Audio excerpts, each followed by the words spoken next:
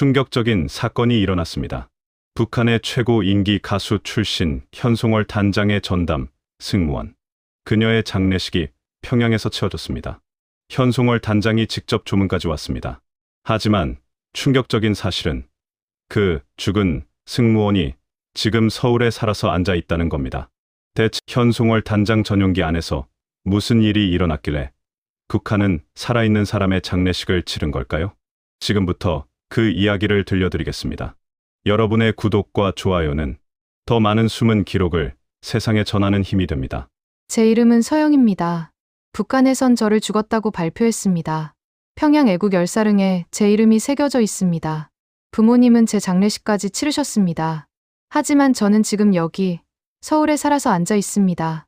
어떻게 이런 일이 가능한지 여러분께 말씀드리겠습니다. 그 이야기는 2024년 10월 17일 새벽 평양 순안공항에서 시작됩니다. 당시 저는 32살이었습니다.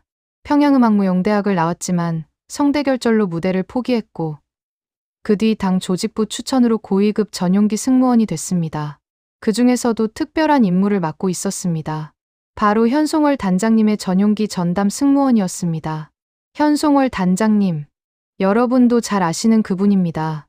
북한에서 가장 유명한 예술인이자 국가 공연을 총괄하는 분이죠. 저에게 단장님은 그냥 상사가 아니었습니다. 제가 되고 싶었던 모습 그 자체였습니다. 무대에 서지 못한 제 꿈을 단장님을 통해 대신 이룬다고 생각했습니다.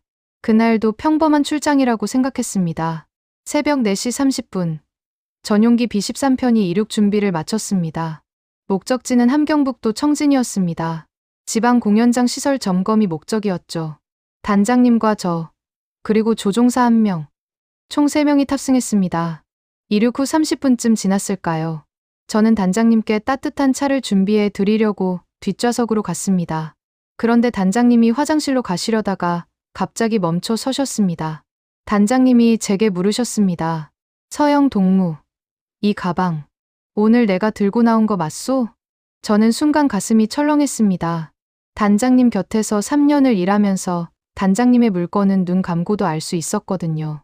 그런데 그날 단장님이 들고 계신 가방은 뭔가 달랐습니다. 겉모습은 똑같았습니다. 검은색 서류 가방. 단장님이 늘 쓰시던 것과 똑같아 보였습니다. 하지만 자물쇠 번호판을 보는 순간 알았습니다. 숫자가 5이 아니라 6으로 맞춰져 있었던 겁니다. 단장님은 늘 5으로 맞춰두셨거든요. 단장님, 혹시 어제 공연장에서 가방을 내려놓으신 적 있으십니까? 단장님은 고개를 저으셨습니다. 그리고는 천천히 가방을 열으셨습니다. 그 순간을 저는 평생 잊을 수 없습니다. 단장님의 손이 떨리기 시작했거든요. 그 강인하신 분이, 수많은 국가 행사를 지휘하시던 분이, 김정은 위원장 앞에서도 당당하시던 분이 손을 떨고 계셨습니다. 가방 안에는 평소 단장님이 가지고 다니시던 서류들이 없었습니다. 대신 검은 봉투 하나만 덩그러니 들어 있었습니다. 단장님이 봉투를 꺼내셨습니다. 그리고 그 안에서 사진 한 장을 꺼내셨습니다. 저는 그 사진을 봤습니다. 사진 속 인물은 현송월 단장님이었습니다. 최근에 찍은 것 같았습니다. 공연장 리허설 중인 모습이었습니다. 이상한 건 그 다음이었습니다. 사진에 붉은 펜으로 X자가 그어져 있었습니다. 그리고 사진 뒷면에는 깔끔한 글씨로 이렇게 적혀 있었습니다. 10월 19일, 최종 승인. 그게 뭘 의미하는지 저는 바로 알 수 있었습니다. 우리 아버지가 인민군 대좌 출신이셨거든요. 군대에서 최종 승인이라는 말은 단 한 가지만 의미합니다. 작전 실행 명령입니다. 단장님은 사진을 보시더니 그 자리에 주저앉으셨습니다. 얼굴에서 핏기가 싹 가셨습니다. 입술이 파랗게 질렸습니다. 이게 대체... 단장님은 말을 잇지 못하셨습니다. 저는 그때 깨달았습니다. 누군가 고의로 이 가방을 바꿔치기 했다는 것을. 그리고 이 사진은 단장님께 보내는 경고가 아니라 예고였다는 것을. 10월 19일. 그날은 이틀 뒤였습니다. 제 머릿속이 하얗게 변했습니다. 우리 어머니 얼굴이 스쳐 지나갔습니다. 평양 모란봉 집에서 아침마다 된장국 끓여주시던 어머니. 장마당에서 생선 한 마리 사오면 그렇게 좋아하시던 어머니. 어머니, 저 큰일 났습니다. 저는 단장님께 다가가 조용히 말씀드렸습니다. 단장님, 일단 이 가방은 제가 보관하겠습니다. 아무한테도 보여드리지 마십시오. 단장님은 고개를 끄덕이셨습니다. 하지만 눈빛이 이미 달라져 있었습니다.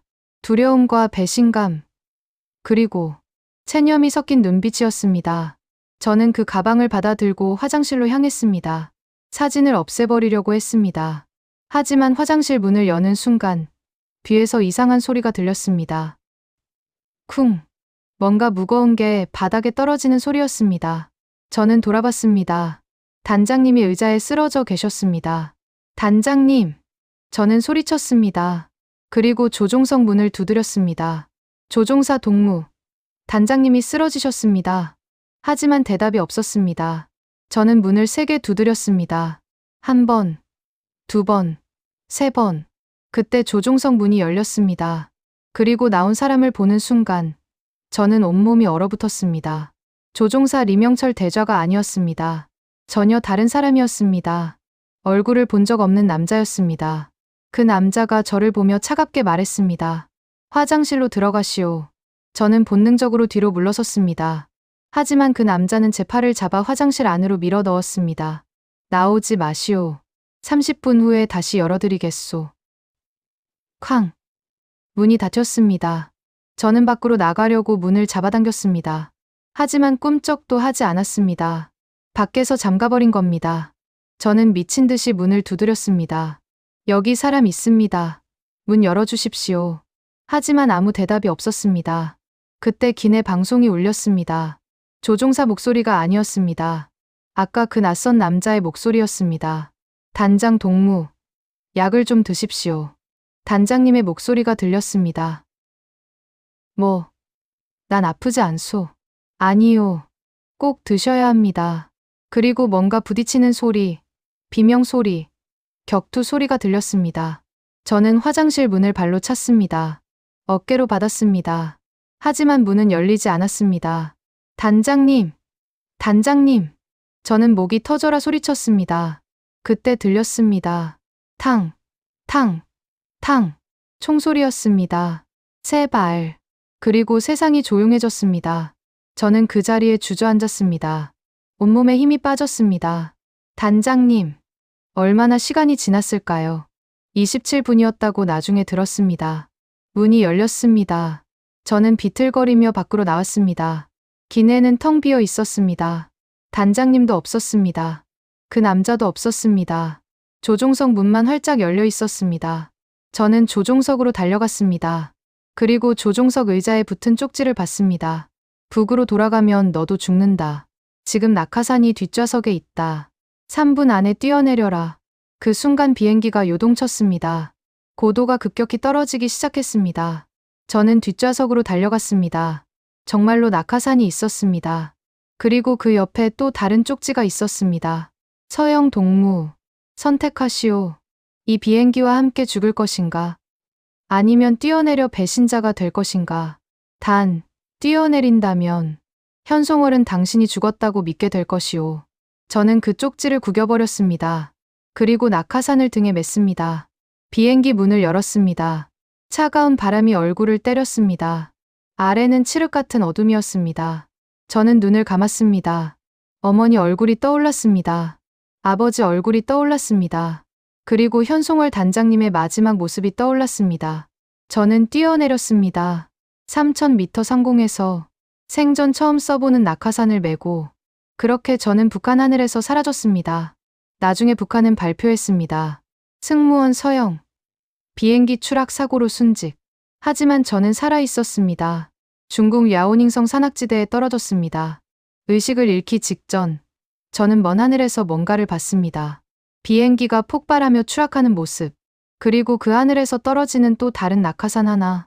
누군가 저 말고도 뛰어내렸습니다. 그 사람이 누구였는지 저는 아직도 모릅니다. 하지만 한 가지는 확신합니다.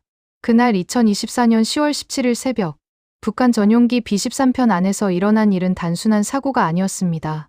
그건 계획된 암살이었습니다. 그리고 저는 그 암살의 유일한 목격자가 됐습니다. 눈을 떴을 때 저는 숲속에 있었습니다. 온몸이 아팠습니다. 낙하산 줄에 몸이 엉켜 나무에 매달려 있었습니다. 몇 미터 높이였는지 모르겠습니다. 하지만 살아 있었습니다. 해가 뜨고 있었습니다. 중국 땅이었습니다. 멀리 마을 연기가 보였습니다.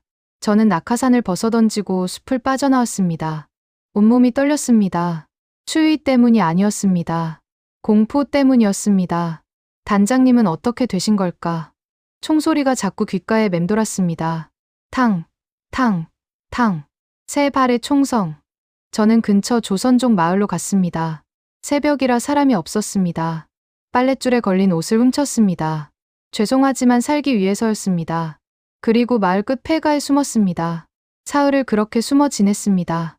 먹지도 못했습니다. 물만 마셨습니다. 사흘째 되는 날, 마을 어귀에서 이상한 광경을 봤습니다. 검은 승용차 2대가 들어왔습니다. 북한 번호판이었습니다. 제 심장이 멎는 줄 알았습니다. 벌써 쫓아왔다. 차에서 내린 사람들은 마을 사람들에게 뭔가를 보여주며 물어봤습니다. 사진이었습니다. 제 사진이었습니다. 저는 폐가 안 깊숙이 숨었습니다. 온몸에 식은땀이 흘렀습니다. 1시간쯤 지났을까요? 차들이 마을을 떠났습니다.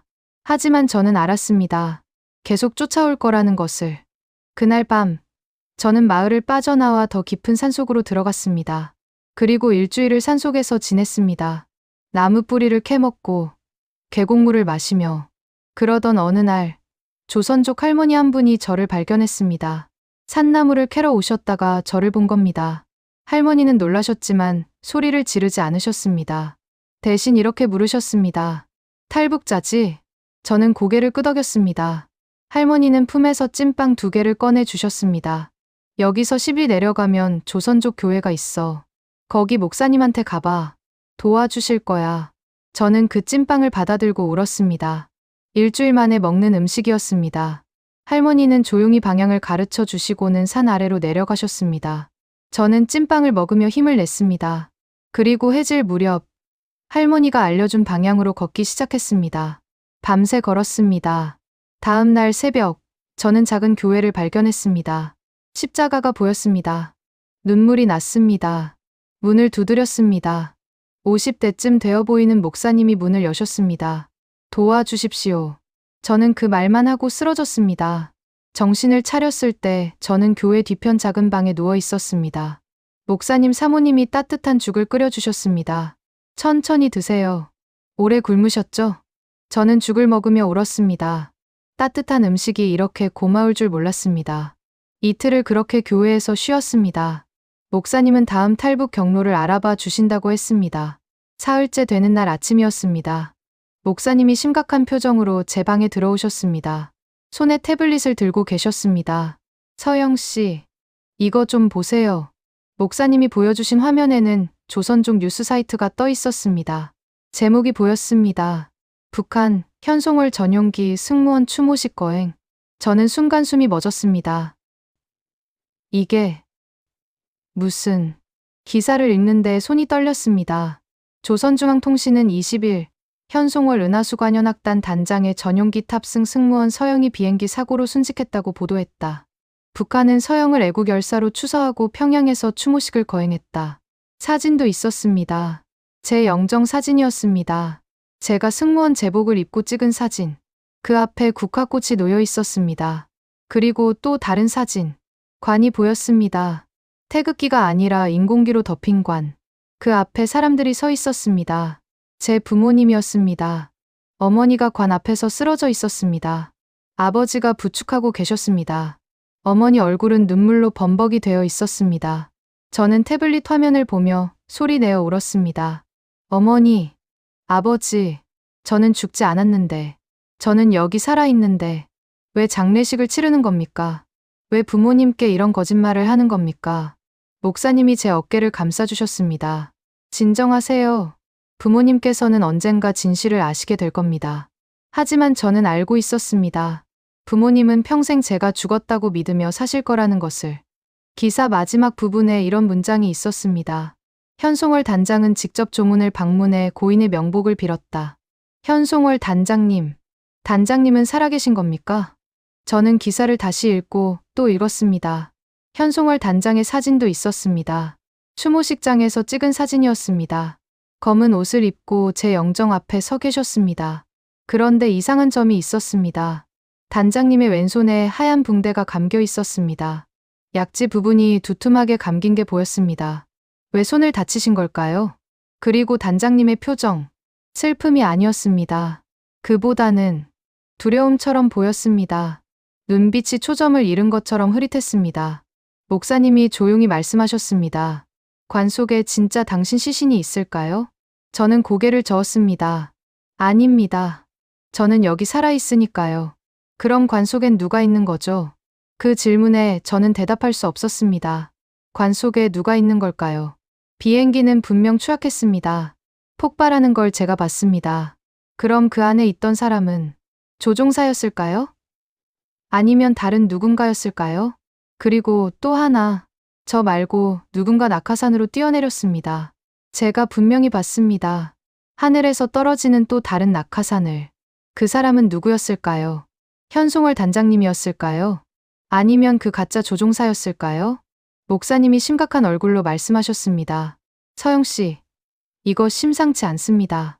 북한이 당신을 죽은 사람으로 발표했다는 건 당신을 찾지 않겠다는 뜻이 아닙니다. 무슨 말씀이신지 정반대입니다.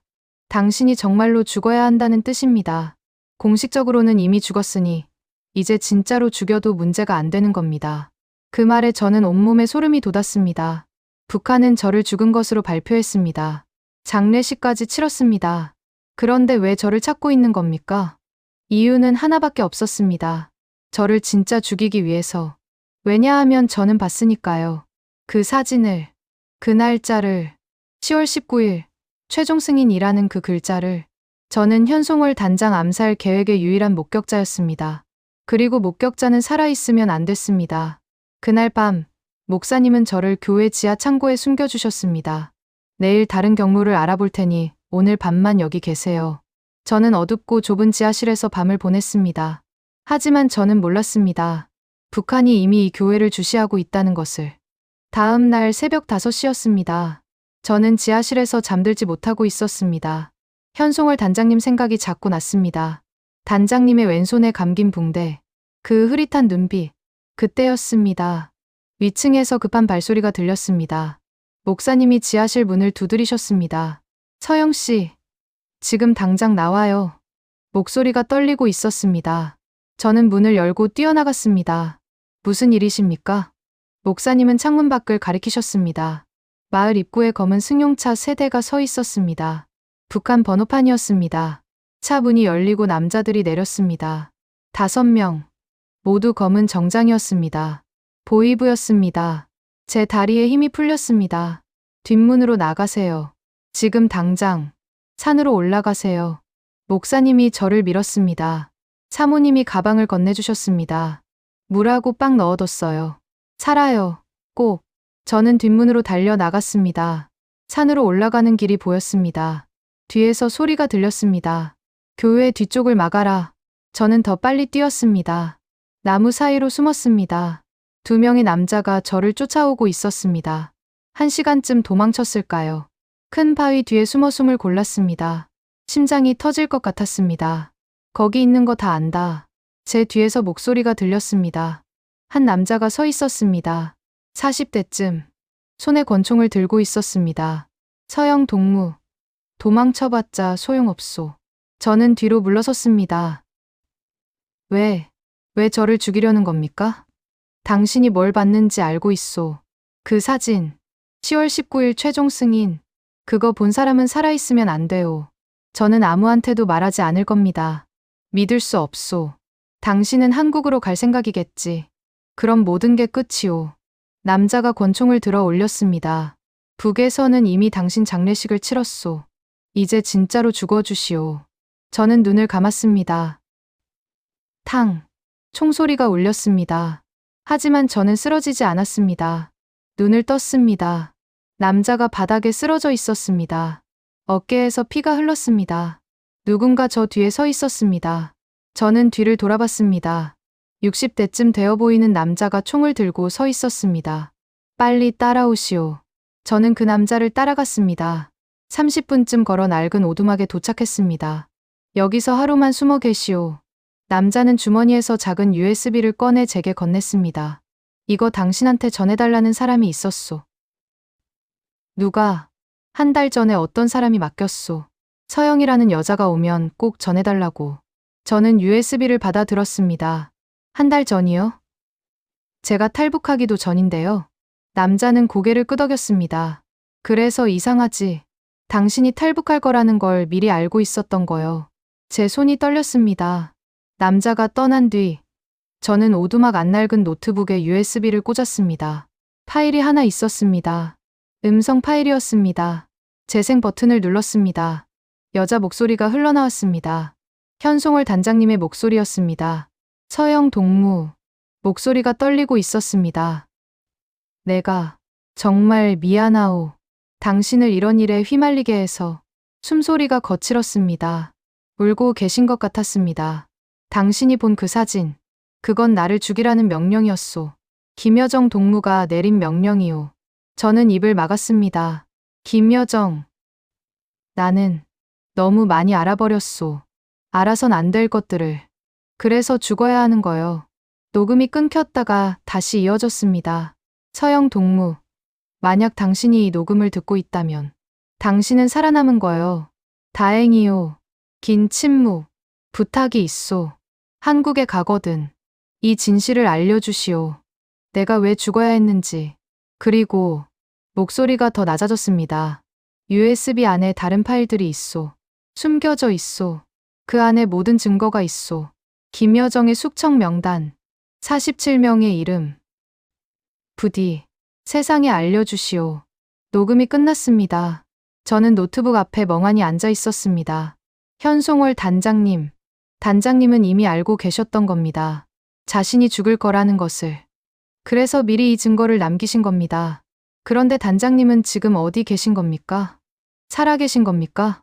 저는 USB를 다시 봤습니다. 단장님이 말씀하신 숨겨진 파일들. 그 안에 대체 무엇이 들어있는 겁니까? 저는 한참 동안 그 자리에 앉아 있었습니다. 현송월 단장님의 목소리가 자꾸 귓가에 맴돌았습니다. 김여정 동무가 내린 명령이오. 김여정. 북한 최고 권력자의 여동생. 김정은의 오른팔. 왜 김여정이 현송월 단장님을 죽이려 한 겁니까? 저는 USB를 다시 확인했습니다. 혹시 다른 파일이 있을까 싶어서였습니다. 처음엔 음성 파일 하나만 보였습니다. 하지만 USB 용량이 800메가인데 음성 파일은 겨우 3메가였습니다. 나머지 공간은 어디 갔습니까? 저는 숨긴 파일을 찾아봤습니다. 아버지가 군인이셨을 때 배운 게 도움이 됐습니다. 설정을 바꿨더니 숨겨진 폴더가 나타났습니다. 폴더 이름은 S7이었습니다. 제 손이 떨렸습니다. S7. 기내에서 봤던 문건 표지에 적혀있던 바로 그 글자였습니다. 폴더를 열었습니다. 파일이 5개 있었습니다. 첫 번째, 숙청 명단. 두 번째, 문화선전부 제거 대상. 세 번째, 현송월 감시 일지. 네 번째, 김여정 지시사항. 다섯 번째, 최종 작전 명령서. 저는 첫 번째 파일을 열었습니다. 제목은 당 중앙위원회 조직지도부. 숙청 대상자 명단. 작성일은 2024년 9월 15일. 승인자는 김여정. 명단이 나왔습니다. 1순위, 현송월. 은하수관현악단 단장. 과도한 대중인기. 개인 숭배 조장. 실행일 10월 19일. 2순위, 이하무개. 문화성 부상. 현송월 측근. 10월 22일. 3순위, 박아무개. 평양음대 학장. 현송월 측근. 10월 25일.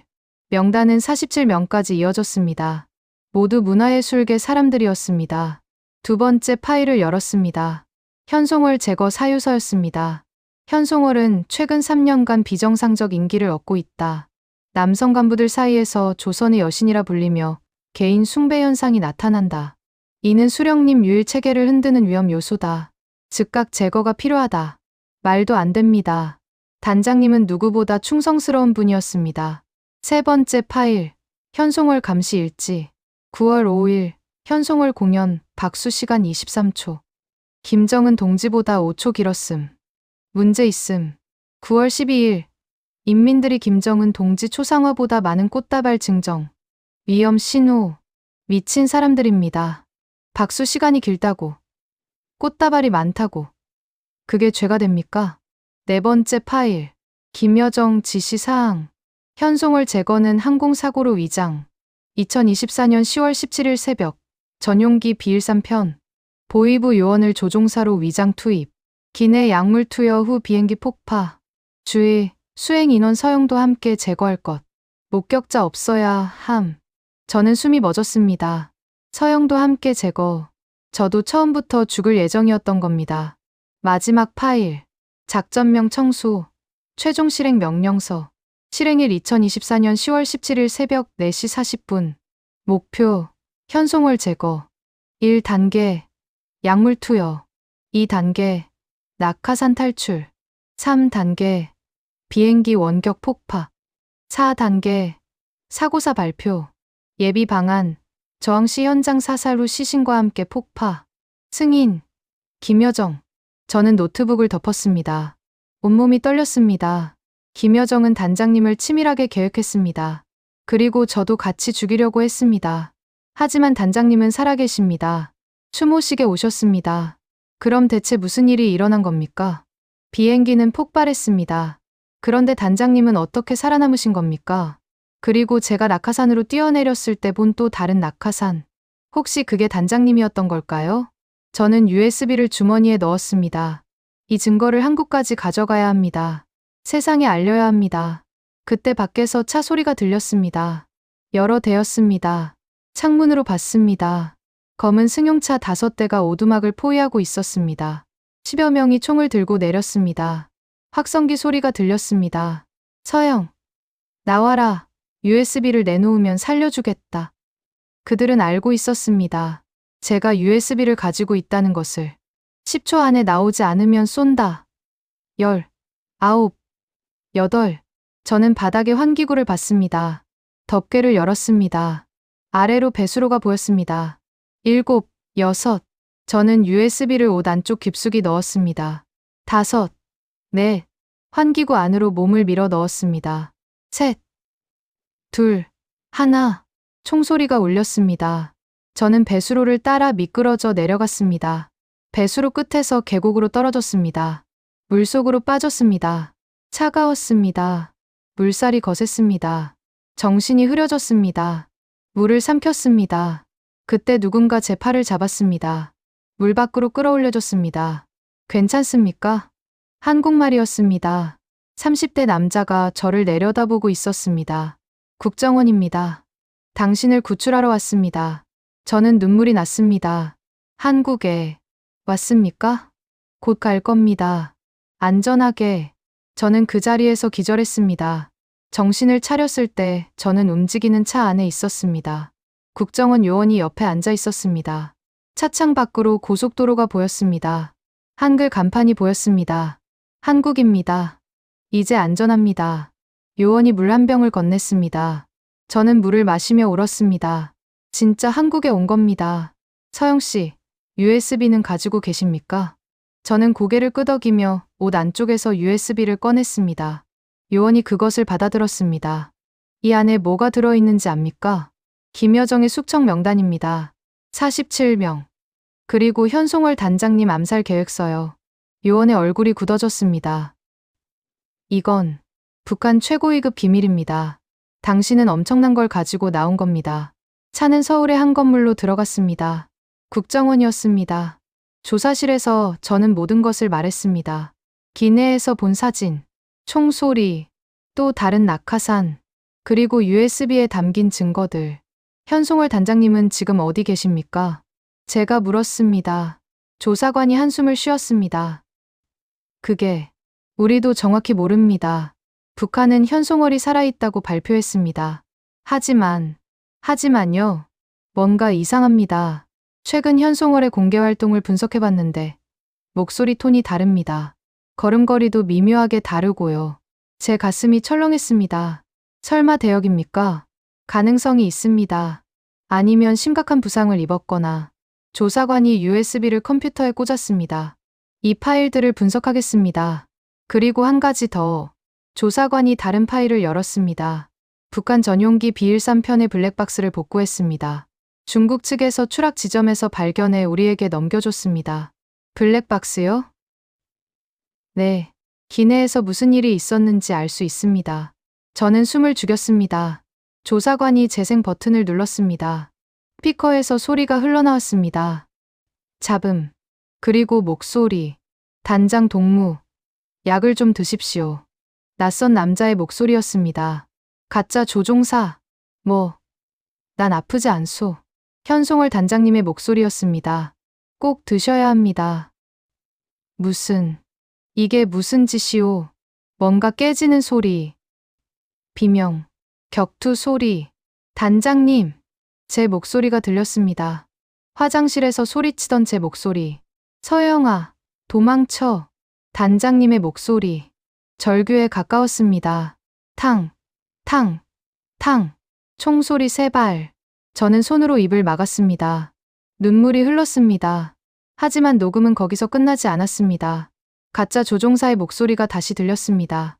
본부, 실패했다. 대상자 저항. 총상 입혔으나 치명적이지 않음. 무전 소리.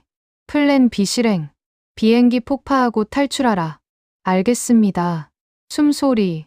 그리고 또 다른 목소리가 들렸습니다. 남자 목소리였습니다. 나이 든 목소리. 단장님, 이쪽입니다. 빨리. 당신은 누구요? 현송월 단장님의 목소리. 약해져 있었습니다. 설명할 시간 없습니다. 낙하산 매세요. 지금 당장. 하지만 서영은 이미 탈출했습니다. 빨리. 무언가 움직이는 소리. 문이 열리는 소리. 3, 2, 1. 뛰어내리십시오. 바람 소리. 그리고 폭발음. 녹음이 끝났습니다. 조사실은 조용했습니다. 저는 떨리는 목소리로 물었습니다. 누가 단장님을 구한 겁니까? 조사관이 대답했습니다. 모릅니다. 하지만 분명한 건 누군가 미리 알고 있었다는 겁니다. 암살 계획을. 내부자입니까? 그럴 가능성이 높습니다. 북한 고위층 중 누군가가 현송월을 구하려 했습니다. 조사관이 다른 자료를 꺼냈습니다. 그리고 이게 가장 충격적인 부분입니다. 사진이었습니다. 최근 평양에서 찍힌 사진. 현송월이 공연장에 들어가는 모습이었습니다. 왼손을 보십시오. 단장님의 왼손에 붕대가 감겨 있었습니다. 약지 부분이 두툼했습니다. 총상입니다. 블랙박스에서 들은 그 총소리. 현송월은 그때 손에 총을 맞았습니다. 그럼 단장님은 살아계십니다. 하지만 북한은 그녀를 완전히 통제하고 있습니다. 공개 활동은 하지만 사실상 연금 상태입니다. 저는 고개를 숙였습니다.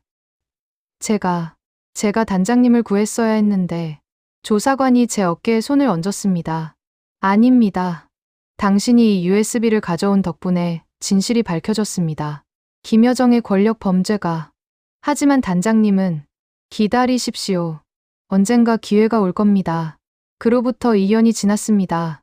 저는 지금 서울에서 살고 있습니다. 하나원을 거쳐 정착했습니다. 작은 카페에서 일합니다. 가끔 유튜브로 북한 뉴스를 봅니다. 현송월 단장님이 나올 때가 있습니다. 여전히 공연을 지휘하고 계십니다. 하지만 저는 압니다. 그분이 얼마나 힘드실지. 얼마 전 국정원에서 연락이 왔습니다. 서영 씨가 가져온 USB. 국제인권단체에 제출했습니다. 유엔에서 북한 인권침해 증거로 채택됐습니다. 그럼 단장님은? 아직입니다. 하지만 북한이 흔들리고 있습니다. 김여정의 권력이 예전 같지 않습니다. 저는 가끔 꿈을 꿉니다. 통일이 되는 꿈. 그날 저는 평양으로 갑니다. 현송월 단장님을 찾아갑니다. 그리고 말씀드립니다. 단장님, 저 서영입니다. 저 살아있습니다. 단장님은 저를 안으시며 올 겁니다. 고생했소, 서영 동무. 정말 고생했소. 그 꿈이 언젠가 현실이 되기를 바랍니다. 오늘도 저는 카페에서 일합니다. 손님들에게 커피를 내립니다. 웃으며 인사합니다. 하지만 제 주머니에는 항상 작은 USB 복사본이 들어 있습니다. 현송월 단장님이 제게 맡긴 진실. 47명의 이름. 북한 권력의 어둠. 이 이야기는 아직 끝나지 않았습니다. 북한은 여전히 그곳에 있습니다. 현송월 단장님도 여전히 그곳에 계십니다. 하지만 언젠가는 진실이 승리하는 날이 올 것입니다. 그날을 위해 저는 오늘도 살아갑니다. 자유로운 이곳에서 단장님이 지켜주신 이 삶을 감사하며 그리고 기다리며 여러분, 북한에는 아직도 수많은 서영들이 있습니다. 수많은 현송월들이 있습니다. 그들의 이야기를 기억해 주십시오. 그리고 언젠가 이 땅이 하나가 되는 날, 그날을 함께 꿈꿔 주십시오. 감사합니다.